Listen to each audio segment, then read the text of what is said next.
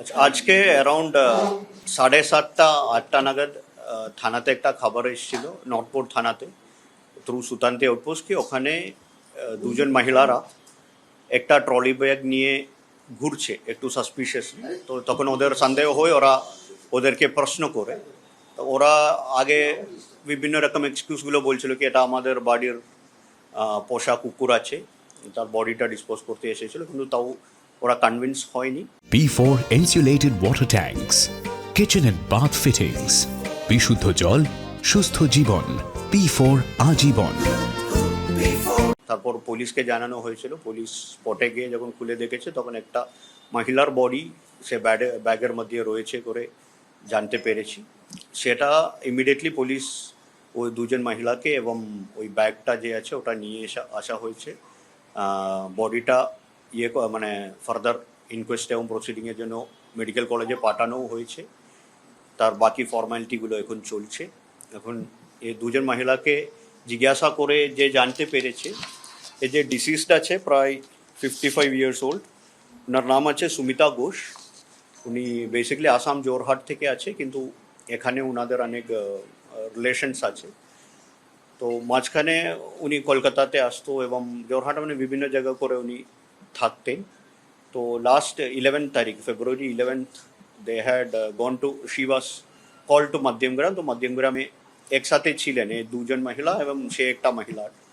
আর কালকে as per দেয়ার initial statement কালকে একটা ঝামেলার জন্য, এটাও আমরা কিন্তু করেনি, we need to verify this. কালকের কোনো একটা মানে মানে ওদের পারিবারিক অনেক ঝামেলাগুলো ছিল,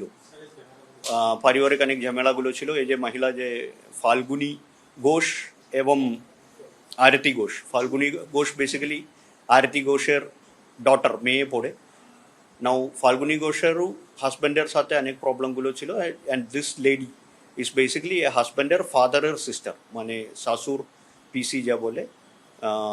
যে ডিসিজড আছে ও শাশুর পিসি ছিল এ ফাল্গুনী ঘোষের। তো ওদের মধ্যে অনেক ঝামেলাগুলো ছিল আগে থেকে। And at the same time কালকে কোনো কারণে as per the accused statement যখন ডিসিজ যখন ওকে করেছিল, মানে ওদের মধ্যে ঝামেলা যখন শুরু হয়ে যায়, ওদের মধ্যে একটা ফাইট এনসিউ হয়ে যায়। ফাইট এনসিউ হওয়ার সময় ও একবার ধাক্কা দিয়েছিল, ও একটু বেহোশ হয়ে যায়। বেহোশ হওয়ার পর আবার যখন উঠলো তখন মানে আবার মানে জোরে ও ঝামেলা করতে শুরু করেছে। তখন তাকে আটকানোর জন্য ও একটা ইট দিয়ে মেরেছে। তারপরে ও হয়ে গেছে। এটা কিন্তু ওর প্রিলিমিনারি স্টেটমেন্ট, এর মধ্যেও কিন্তু আমাদের অনেকগুলো ডাউটগুলো রয়েছে। We are still verifying the facts, অন্য কোনো অ্যাঙ্গেল আছে কিনা কি আছে। ফার্দার এটা জানতে পেরেছি কি মানে যা হয়েছে ওটা মধ্যমগ্রাম বারাসাত পুলিশকেও জানানো হয়েছে। ওখানেও পসিবল পিও এস্টাবলিশ হয়ে গেছে। তো ফার্দার তদন্তগুলো চলছে, বাকি যেরকম ডিটেলস পাবে আমরা এগিয়ে যাব। এখন আমাদের ফার্স্ট এফার্টটা থাকবে মানে ম্যাক্সিমাম এভিডেন্সগুলো পিও থেকেও কালেক্ট করার জন্য আমরা টিমকে পাঠাবো। হ্যাঁ, ওরা যখন করা মানে ট্রলি ব্যাগের ঢুকানোর জন্য যখন করেছিল তখন পাটা কেটে দিয়েছিল। অনেক মিডিয়ার উপর আমরা দেখতে পেয়েছি হেড ছিল না, করে হেড ছিল, হেডের কোনো প্রবলেম কিছু নেই। দুটো পা মানে বেসিক্যালি ফিট পোর্শনটা কাটা ছিল, ওটাই আছে। বাকি কোনো সেরকম সেটা ওরা বলছে একটা, we are trying to that, আমি বলছি না এখনো ওগুলো, কেন মানে that is a part of investigation. Once we get actual weapon of offence তারপর আমরাই আপনাকে জানিয়ে দেবো কি আছে।